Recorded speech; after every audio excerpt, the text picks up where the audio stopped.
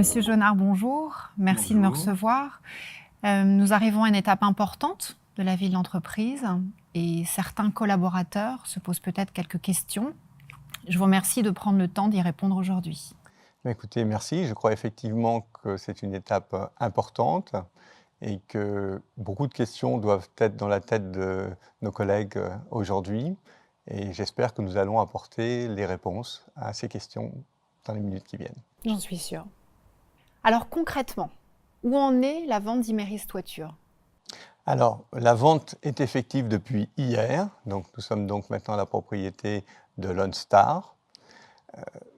Évidemment, depuis qu'on a fait l'annonce de cette vente, beaucoup de nos collaborateurs ont l'impression qu'il s'est passé un temps infini, mais c'est un temps important qui a permis à la fois la consultation du personnel, de façon que les gens puissent s'exprimer sur cette opération. Il y a eu en parallèle les consultations de la Commission européenne de la concurrence, où il fallait vérifier que l'arrivée de la société dans le groupe Lone Star n'allait pas poser des problèmes vis-à-vis de la concurrence. Il y avait aussi la préparation du montage financier de l'opération. Et puis, eh bien, il faut bien le dire, même si Imerys TC avait le surnom de village gaulois au sein du groupe, on avait quand même quelques branchements à droite à gauche et il fallait préparer la nouvelle vie et la nouvelle alimentation de Imerys Terre Cuite. Très bien. Alors pourquoi avoir choisi un format vidéo pour vous exprimer? Alors, j'ai pensé que le format vidéo était le format approprié aujourd'hui. Pour la simple et unique raison que j'ai besoin de communiquer avec l'ensemble de nos collaborateurs simultanément et que malheureusement, je n'ai pas ni la possibilité de faire une visio avec 1000 personnes, ni la possibilité d'être en plusieurs endroits en même temps. Donc cette formule nous permettra de passer l'information que nous devons passer aujourd'hui à tout le monde à la même heure. Alors, par contre, j'ai une question complémentaire. Si certains collaborateurs souhaitent vous poser des questions en particulier, est-ce qu'ils auront la possibilité de le faire? Alors, le format vidéo aujourd'hui ne va évidemment pas le permettre, mais nous avons la chance d'être dans une période spéciale pour la société Imerys Toiture, puisque nous avons les BRT et les BRC qui vont arriver très prochainement. Donc c'est l'occasion pour moi d'être avec les équipes et en particulier sur les sites.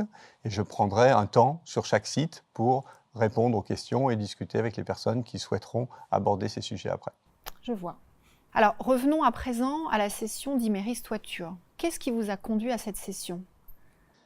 Alors bon, c'est un long process, évidemment. Je crois que j'ai eu l'occasion d'exprimer souvent avec nos différents collaborateurs un point important, et qui était que cette société a besoin de se développer. Nous sommes dans un marché qui a changé, pratiquement une baisse de 30% des volumes depuis la crise de 2008. Et donc, il est important de poursuivre vers une gamme de produits plus large destinée à nos couvreurs. Deux raisons à ça. La première, elle est simplement arithmétique. On a besoin de maintenir les équipes de vente qu'on a sur le terrain et s'ils ont moins de chiffre d'affaires avec notre activité courante, il faut qu'on développe des activités complémentaires. Et la deuxième, elle est d'une évolution du bâtiment. C'est-à-dire qu'on passe aujourd'hui de la vente de produits au bâtiment vers la vente de systèmes. Alors qu'est-ce que c'est qu'un système? Un système, c'est un ensemble de produits qui, mis ensemble, vont assurer une fonction. Et en allant vers les systèmes, on est obligé soit d'être un produit dans un système géré par quelqu'un mais qu'on ne maîtrise pas, ou d'aller nous-mêmes maîtriser un système qui va pouvoir être fourni. Et dans le cas du toit, nous on souhaite fournir un système de toit qui va permettre d'assurer l'étanchéité à l'eau, l'étanchéité à l'air, l'isolation et éventuellement la production d'énergie. Alors si je comprends bien, par système, vous entendez des solutions globales de toiture, mais pourquoi est-ce que ça ne pouvait pas se faire avec Imerys? Alors, vous avez tout à fait raison. Quand on dit système, c'est le mot technique, mais on présente bien une solution globale pour la toiture. Alors, pourquoi ça ne pouvait pas se faire dans le cadre du groupe Imerys? Eh bien, tout simplement, dès le départ, on était un petit peu un canard à part dans la maison Imerys, puisqu'on était les seuls à transformer de la matière première en un produit fini. Et donc, on était toujours à limite du cœur d'activité du groupe Imerys. Et plus on se développe vers cette conception de la solution globale et des systèmes, eh bien, plus on apporte des produits qui s'éloignent des minéraux et donc qui s'éloignent du cœur de métier d'Imerys. Et donc notre développement, depuis quelques années, est freiné par cet aller-retour un petit peu entre un groupe qui comprend bien qu'il faudrait qu'on fasse ça, mais qui, d'un autre côté, se dit « mais oui, mais ce n'est pas mon métier à moi, comment je fais pour arbitrer ça ?» Et donc, je pense aujourd'hui, on est arrivé à la limite du raisonnement et très clairement, Imerys a fait le constat que ce n'était probablement pas lui le bon actionnaire d'Imerys Toiture pour les années à venir. Alors, concrètement, c'est une bonne nouvelle ou pas pour l'entreprise? Alors écoutez, moi ça fait 28 ans que j'étais chez Imerys. Alors je ne vous dirai sûrement pas que je ne veux pas quitter 28 ans de vie avec un groupe sans verser une petite larme. Mais ce n'est pas une journée de triste, c'est une journée extraordinairement gaie. Ça fait des années qu'on essaye de développer cette entreprise, ça fait des années qu'on apporte des projets, ça fait des années qu'on bute sur cette hésitation du groupe. Et là, on se trouve avec un actionnaire qui a regardé le projet, qui a validé le projet, et qui dit « moi je rentre pour faire le projet ». Donc c'est vraiment une nouvelle extraordinaire pour l'ensemble des salariés de cette société. Alors, qui est ce nouvel actionnaire et que va-t-il apporter à l'entreprise? Alors c'est effectivement le sujet d'aujourd'hui, c'est ça, c'est on va passer devant et arrêter de regarder un peu ce qui s'est passé derrière. Alors Lone Star, c'est un fonds d'investissement de croissance.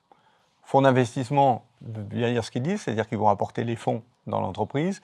De croissance veut dire qu'en fait, que ces gens-là sont là pour suivre un plan de croissance, pour faire grandir l'entreprise, et leur rémunération de l'opération se fera sur la croissance qu'ils auront apportée et la création de valeur qu'ils auront apportée avec nous tous à cette entreprise.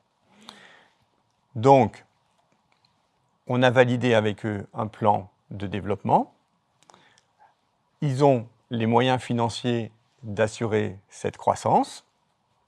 Et ensemble, on va progressivement passer cette entreprise d'un leader de la tuile terre cuite en France à un leader des solutions de toiture, si possible en Europe. Alors, vous parlez de stratégie d'ouverture européenne. En quoi ça va consister? Alors, je crois que l'entreprise a deux axes de développement. Le premier, c'est ce qu'on a dit tout à l'heure, c'est de passer de la tuile à la toiture et d'apporter une solution globale pour la toiture. Et ça se fera par des successions d'acquisitions ou de développement. Je crois que cette entreprise, par le passé, a démontré sa capacité d'innovation, a démontré sa capacité à créer. Et aujourd'hui, on va simplement passer une étape, c'est-à-dire qu'on ne va pas se contenter de créer des tuiles, on va créer des solutions adaptées pour la toiture et pour nos couvreurs. Ce qu'il faut bien comprendre, c'est qu'on a aujourd'hui une société qui est quasiment franco-française. 90% de nos activités reposent sur le territoire français. Et quand, par exemple, on a un changement de taux de TVA ou qu'on a une remise en cause des PTZ pour l'acquisition des primo-accédants, eh bien, rapidement, on vient perturber notre terrain de jeu. Et ça, c'est une fragilité de l'entreprise qu'on veut consolider en allant la développer à l'européen sur des terrains qui auront des réactions différentes à des moments donnés. Donc on va aller choisir des cibles, on va trouver des opportunités, on essaiera de les acquérir évidemment, et je pense qu'on s'appuiera ensuite sur notre savoir-faire pour transformer ces sociétés en leaders de leur zone géographique. Alors, vous parlez de stratégie d'ouverture européenne. Vous pouvez nous en dire plus? Oui, alors il y a deux grands axes de développement de la société. Il y a d'abord de passer de la production de tuiles terre cuite vers la proposition de solutions complètes pour la toiture et de solutions pour les façades. Et ça sur les territoires et à l'extérieur. Et derrière, la stratégie d'aller se développer sur d'autres pays en Europe. Et pourquoi ça? Parce qu'aujourd'hui, on est à 90% dépendant du territoire français et de l'activité de la France. Or, il existe des règles, et ces règles changent, et on est tributaire de ces changements de règles. Si le taux de TVA passe de 5 à 10%, on observera un ralentissement de la rénovation sur lequel on n'a pas de moyens de réaction, et si on est présent sur un autre pays, on peut avoir le temps de réagir. C'est des phénomènes qu'on a vécus année après année, par exemple dans le solaire, où on se lançait sur une proposition, mais la règle était changée, etc. Or aujourd'hui, nous, on doit arriver à proposer des solutions globales, quelle que soit la nationalité de l'acheteur, pour son toit, en répondant à son étanchéité à l'eau, son étanchéité à l'air, son isolation et sa production d'énergie. Mais alors concrètement, qu'est-ce que ça va changer dans le quotidien de vos collaborateurs? Alors déjà, je crois qu'il faut tous qu'on soit rassurés, moi le premier. Demain matin, ça ne va pas changer grand-chose ou à peu près rien. Les gens qui dirigent les usines seront les mêmes, les gens qui dirigent les équipes commerciales seront les mêmes, et le comité de pilotage de cette société sera le même aussi. Donc on va rouler dans la continuité avec les mêmes process, avec les mêmes règles, les mêmes réunions, les mêmes habitudes. En parallèle de ça, par contre, va se développer les nouvelles activités qu'on va aller acquérir ou développer en interne. Et on va essayer d'imbriquer progressivement ça et la société, petit à petit, en intégrant ces nouvelles activités, ces nouveaux collaborateurs, eh bien, va se créer une nouvelle structure et un nouvel objectif. Alors, ce rachat va-t-il impliquer de changer de nom et de logo pour l'entreprise? Alors tout à fait, oui, et pour deux raisons fondamentales. La première, c'est qu'en n'appartenant pas au groupe Imerys, on ne va pas pouvoir continuer à s'appeler Imerys. Et la deuxième, c'est qu'aujourd'hui, on est le deuxième jour d'une nouvelle aventure, et on ne va pas commencer une nouvelle aventure avec un nom du passé. Donc, on va changer de nom. Ce nouveau nom, si vous voulez bien, on va, avec les collaborateurs, le découvrir sur la petite vidéo qu'on va passer maintenant. Avec plaisir. En effet, on y voit plus clair. Et qu'est-ce qui vous a conduit à ce nouveau nom? Changer de nom, c'est une aventure compliquée pour une entreprise. Donc, évidemment, on se fait aider, on ne fait pas ça tout seul. Celui-là nous a séduit pour deux raisons. La première, c'est qu'il y a deux terminologies. Le EDI, qui fait passer à l'édification et donc la construction, qui est quand même notre cœur d'activité. Et puis le liance de l'alliance, parce qu'évidemment, on va faire ça ensemble, entre l'ensemble des collaborateurs, mais aussi avec notre nouvel actionnaire et aussi avec nos clients. Tous ensemble, on va développer une nouvelle activité globale de la toiture et du bardage. Donc, si j'essaye de résumer en une seule phrase, c'est donc l'alliance des savoir-faire, des métiers et des hommes. Tout à fait. Mais alors, pourquoi cette spirale? Alors, derrière cette spirale, en fait, il y a la forme d'un coquillage, un coquillage qui représente de manière assez primitive et sommaire la protection, l'habitat de base.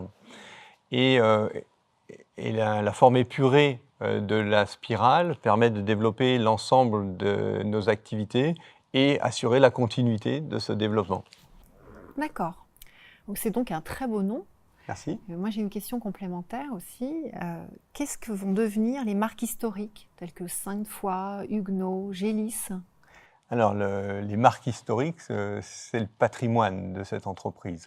Je voudrais d'ailleurs dire à nos collaborateurs que quand on a discuté avec les acquéreurs de cette entreprise, c'était un actif important, puisque justement, quand on va changer de nom, ce référentiel historique est une sécurité du lien entre nos clients et l'entreprise. Donc c'est notre passé. Pour la plupart, ce sont des noms d'entreprises qui ont été rachetés progressivement. C'est des noms qui sont dans la mémoire et dans la bouche de nos clients et de nos couvreurs. Donc évidemment, on va continuer à s'appuyer dessus. C'est une richesse de l'entreprise. C'est la preuve de notre ancrage territorial auquel on est très, très attaché, si j'ose dire, et qui est le témoignage de la diversité nationale de l'entreprise. Et j'espère que si on se développe à l'étranger, on va retrouver des ancrages de ce type-là. Merci, j'y vois beaucoup plus clair maintenant. Alors pour finir, quel message souhaitez-vous partager avec vos collaborateurs?